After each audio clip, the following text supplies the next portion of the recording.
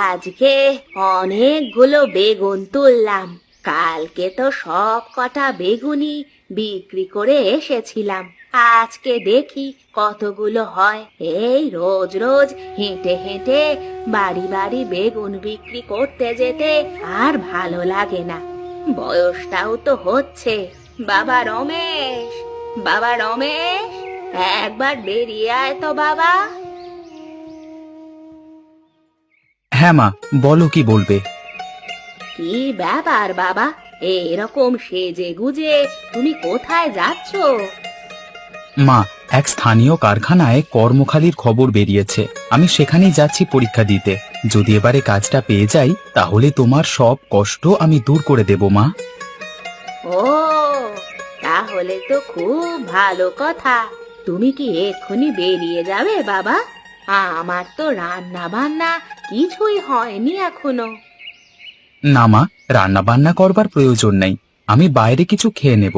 যত তাড়াতাড়ি সম্ভব কারখানায় গিয়ে পৌঁছাতে পারলে বাঁচি। আচ্ছা, তুমি কি জন্য আমাকে ডাকলে বললে না? না না বাবা, ও কিছু না। আমি বলছিলাম কি, আমার ব্যাগটা যদি তুমি বাজার পর্যন্ত একটু পৌঁছে দিয়ে আসতে। সে সময় তো তোমার হবে না। তোমার পরীক্ষাটা আগে দিতে যাওয়া উচিত। সেরকম কোনো ব্যাপার নয়। চলো না, তোমার ব্যাগটা বাজারে পৌঁছে দিয়েই তারপর না হয়। না বাবা, তুমি খুব ভালো করে মন দিয়ে পরীক্ষাটা দিও, কেমন? আচ্ছা মা, তাহলে আমি আসি কেমন। আচ্ছা বাবা, এসো।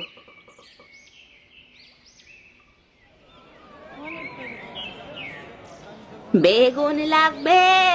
বেগুন, তাজা তাজা খাঁটি বেগুন, ঘরের উঠানে ফলানো, ওষুধবিহীন বেগুন।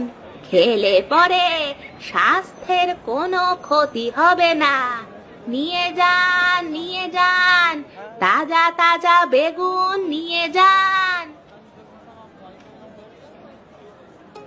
বুড়িমা, বেগুন কত করে দিচ্ছ কেজি? 1 কেজি 40 টাকা। তা বেগুন ভালো হবে তো? কানা বেগুন হবে না তো? আমার কাছ থেকে বেগুন নিলে তুমি ঠকবে না বাবা। একদম আমার ঘরের উঠানে ফলানো বেগুন। তাহলে আমাকে 2 কেজি মতো দিয়ে দিন। কি, কত করে বেগুন দিচ্ছ? 40 টাকা প্রতি কেজি দিচ্ছি বাবু। ওই তো বেগুনের হাল, তাও আবার 40 টাকা করে কেজি। আমার নিজের ঘরের উঠানে ফলানো বেগুন, কোনো রকম রাসায়নিক ওষুধপত্র এতে দেওয়া নেই। ও একটু ব্যবসা ট্যাবসা করতে গেলে এরকম একটু মিথ্যে কথা বলতে হয়। তা আমি জানি না। যদি 20 টাকা কেজি দিতে পারো বলো, না হলে অন্য কারোর কাছ থেকে নিয়ে নেব। না বাবু, আমার পক্ষে আমার বেগুন 20 টাকা কেজি করে দেওয়া সম্ভব নয়। ঠিক আছে, তুমি তাহলে বসো, আমি অন্য কারোর কাছ থেকেই নিয়ে নিই। হ্যাঁ বাবু, আপনি তাই নিন। তবে কি জানেন তো, কম দামে জিনিস দিলেই সেটা ভালো হয়ে যায় না। ঠিক আছে ঠিক আছে, তোমার জ্ঞান শুনতে আমি রাজি নই। আমি চললাম কেমন। তোকে আমি দেখে নেব বুড়ি। একবার সুযোগ পাই তোর 12টা আমি বাজিয়ে ছাড়বো। না, এখানে আর বসে থেকে লাভ নেই। অনেক বেলা হয়ে গেল, গিয়ে আবার রান্না চাপাতে হবে। যাবার পথে যদি কোনো খরিদ্দার পাই, তাকে বড় বেগুনগুলো বিক্রি করে দেব। এখন এখান থেকে যাই।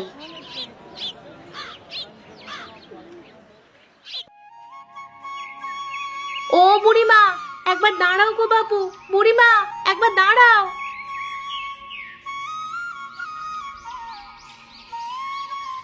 তা কি গো বুড়িমা, তোমার কাছে বেগুন কি আছে আর? হ্যাঁ মা, কয়েকটা পড়ে আছে। তুমি নেবে? আজকে তো বাজারে যেতে পারিনি, তাই আজকে বাজারও করা হয়নি কিছু। কই, আমাকে যা বেগুন আছে দিয়ে দিন তো।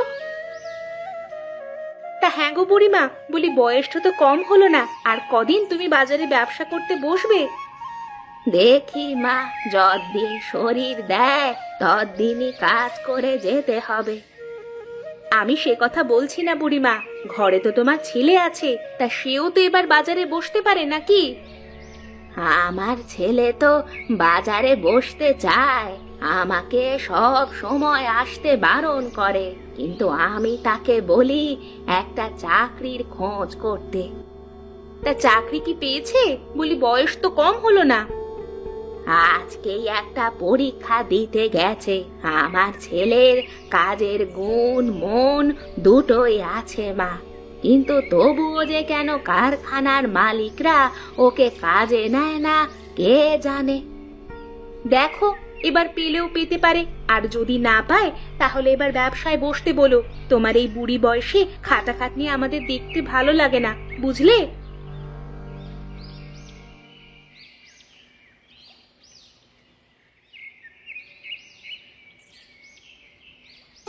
মা, বাজার থেকে ফিরেছো মা?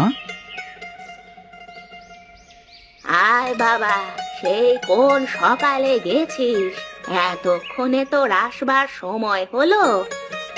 কি করব বলো মা, পরীক্ষা তো আমি একা দিতে চাইনি, প্রায় 100 জনকার পর আমার পরীক্ষা হলো।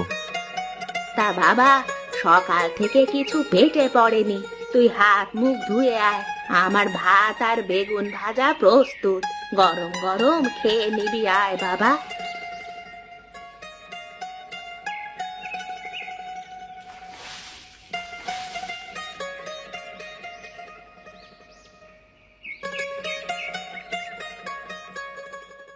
তা বাবা, কারখানার মালিক কি বললেন? কিছু বলেনি এখনো, বলেছেন যদি আমি কাজটা পাই তাহলে 2 দিন বাদ চিঠি মারফত আমাকে জানিয়ে দেবেন। এবারে যদি না হয় তাহলে আমি সিদ্ধান্ত নিয়েই নিয়েছি কি করব। কি সিদ্ধান্ত নিয়েছিস বাবা? সেটা আমি তোমাকে এখন বলবো না মা, 2 দিন যেতে দাও, দেখি কি হয়। আমি তো মন প্রাণ দিয়ে চেষ্টা করেছি যাতে কাজটা আমি পাই, তারপর দেখা যাক কি হয়।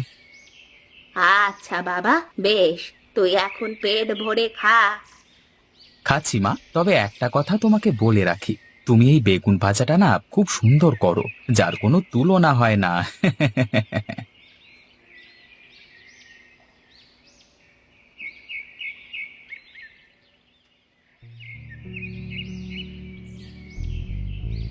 এটা কি, রমেশকে আবার কে চিঠি লিখলো? না, এটা তো মনে হচ্ছে কোনো কারখানার অফিস থেকে লেখা হচ্ছে। কই দেখি তো চিঠিটা খুলে কি লেখা আছে। আচ্ছা, তাহলে এই ব্যাপার। তাহলে তো এই চিঠিটা কিছুতেই রমেশের হাত পর্যন্ত পৌঁছাতে দেওয়া যায় না। ও বেটা চাকরি পেলে ওই বুড়ির অহংকার আরো বেড়ে যাবে। ওরা বেটা সারা জীবন গরিবই থাক।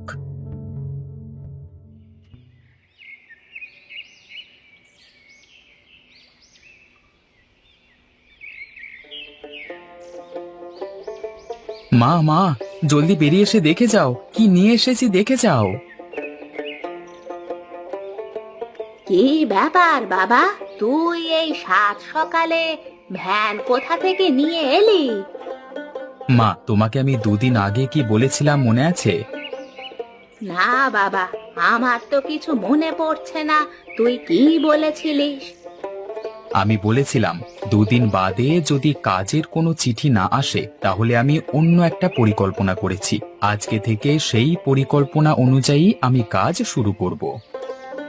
কিন্তু তোর পরিকল্পনাটা যে কি সেটাই তো বললি না। মা, আজ থেকে আমি এই ভ্যানে করে এদিক ওদিক গ্রামে গ্রামে বেগুন ভাজা বিক্রি করে বেড়াবো। যা তা বেগুন ভাজা নয়, একদম স্পেশাল সুস্বাদু বেগুন ভাজা, ঠিক যেমনটা তুমি বানাও। কিন্তু বাবা, তুই যে মন প্রাণ দিয়ে চাকরির চেষ্টা করলি, তার জন্য তোর মন খারাপ করছে না? মা, মন খারাপ করে কি হবে, শুধু শুধু সময় নষ্ট ছাড়া আর কিছু নয়। এবার আমি সিদ্ধান্ত নিয়েছি যে আমি এদিক ওদিক বেগুন ভাজা বিক্রি করে বেড়াবো আমার এই ভাড়ার ভ্যানে করে। কিন্তু তুই এই ভ্যান কোথা থেকে পেলি? একজন ভ্যানওয়ালার কাছ থেকে ভাড়া করে নিয়ে এসেছি, দিনে 200 টাকা। কই নাও নাও মা, আমাকে জলদি করে কয়েকটা বেগুন তুলে দাও দেখি। আমি কড়াই উনুন ভ্যানে চাপিয়ে বেরিয়ে পড়ি গরম গরম বেগুন ভাজা খাওয়াতে।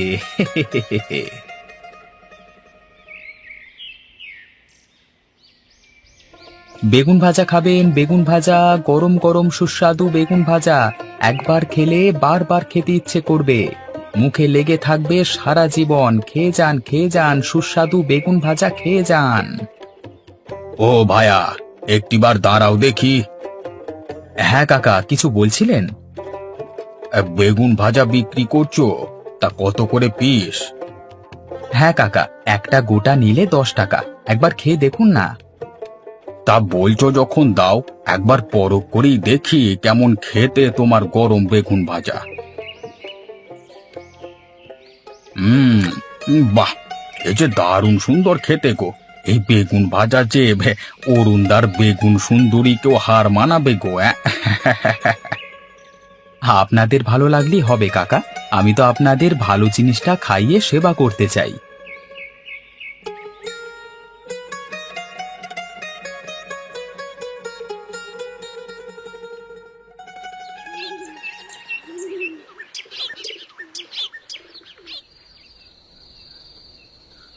সেই কখন বেরিয়েছিস বাবা?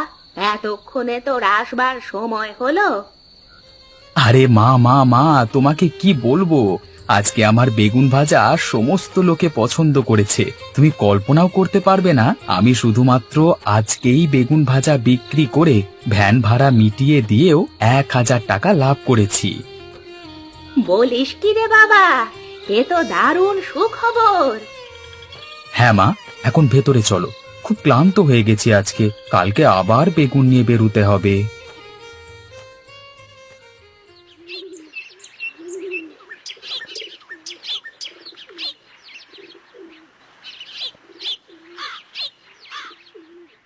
রমেশ, বাড়িতে আছো? রমেশ? কে আপনি? কাকে চান? এটা কি রমেশের বাড়ি? ওনাকে একবার ডেকে দিন না, আমি স্থানীয় কারখানা থেকে আসছি। হ্যাঁ বলুন, কি বলবেন? আমাকে মালিকবাবু পাঠালেন, আপনাকে কাজে যোগদানের জন্য চিঠি দেওয়া হয়েছিল। আপনি কারখানায় এলেন না যে, কি ব্যাপার? চিঠি? কই, আমি তো কোনো চিঠি পাইনি। আপনাকে আপনাদের স্থানীয় পোস্ট অফিসের মাধ্যমে চিঠি পাঠানো হয়েছিল, আপনি পাননি? আমি বুঝতে পেরেছি বাবা, ওই পোস্টমাস্টার হিমাংশু বাবুর সাথে আমার সেদিন বাজারে একটু ঝামেলা হয়েছিল, তাই জন্যই বোধহয় সে ওই কাজের চিঠিটা আমাদের হাতে দেয়নি, আমাদের ক্ষতি করবার জন্য। হ্যাঁ যাক, যা হবার তো হয়ে গেছে, সেসব ভেবে আর লাভ নেই। নবীনবাবু, আমি কাল থেকে আমার নিজস্ব ব্যবসা শুরু করেছি, আপনি দয়া করে বাবুকে গিয়ে বলে দেবেন যে আমার পক্ষে কাজে যোগদান করা সম্ভব হবে না। না না, তা কি করে হয়, বাবু আপনার কাজ দেখেই খুব মুগ্ধ হয়েছেন, আপনাকে কিছুতেই হাতছাড়া করতে চান না উনি। বাবা রমেশ, তুই কাজে যোগদান করে নে বাবা। ঠিক আছে মা, তুমি যখন বলছো আমি তাই করছি, কিন্তু বিকেলে কাজ থেকে ফিরে আমি কিন্তু সন্ধে পর্যন্ত বেগুন ভাজা বিক্রি করব, কারণ এই বেগুন ভাজা বিক্রি আমি আর ছাড়তে পারবো না। বেশ, আপনি না হয় তাই করবেন, সব থেকে ভালো হবে আপনি কারখানার সম্মুখে একটা বেগুন ভাজার দোকান দিয়ে দিন, রাত পর্যন্ত সেইখানেই কাজ করে একেবারে বাড়ি আসবেন। কারখানায় তো অনেক লোকজনই যায়, আপনার ব্যবসার কোনো ক্ষতি হবে না। বেশ, তবে তাই হোক, তাহলে কাল থেকে আমার কাজ এবং বেগুন ভাজা বিক্রি দুটোই একসাথে হবে।